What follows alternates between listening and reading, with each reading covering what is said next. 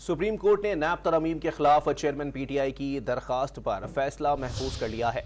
मजीद जानते हैं don news के नुमाइंदे ताहिर नसीर से। ताहिर, बताइएगा समाअत का अहवाल क्या रहा और कब तक फैसला सुनाए जाने का इम्कान है?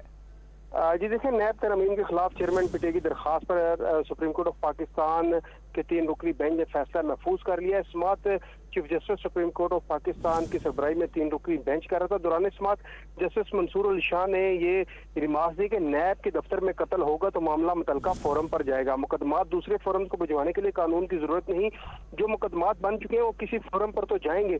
जस्टिस मंसूर अली शाह ने यह भी रिमार्क दी कि दूसरे फोरम को मुकदमात भिजवाने का इख्तियार नहीं मिल रहा, इस बारे जरूर पूछेंगे। जिस पर वकील चेयरमैन पीटीआई ने यह मौक़िफ़ अपनाया कि तहरीरी गुजारिशात अदालत को जमा करवा दी हैं।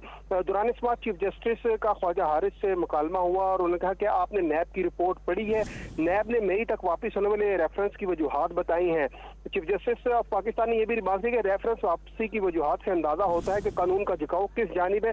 मई तक किन शख्सियात के रेफरेंस वापस हुए सब रिकॉर्ड पर आ चुका। नैब कानून के सेक्शन 23 में एक तरमीम मई और दूसरी जून में आई। मई से पहले वापस होने वाले रेफरेंस आज तक नैब के पास ही मौजूद हैं। नैब की जानिब से इन सवालात के जवाबात कौन देगा? ताहम दलाइल सुनने के बाद अदालत ने फैसला महफूज कर लिया और यही बताया जा रहा है कि ये फैसला आज ही सुनाया जाएगा। जी अच्छा ताहिर, ये भी बताइएगा कि नैब के प्रोसिक्यूटर की जानिब से अदालत के रूबरू कोई मौक़िफ़ इख्तियार किया गया? जी ताहिर,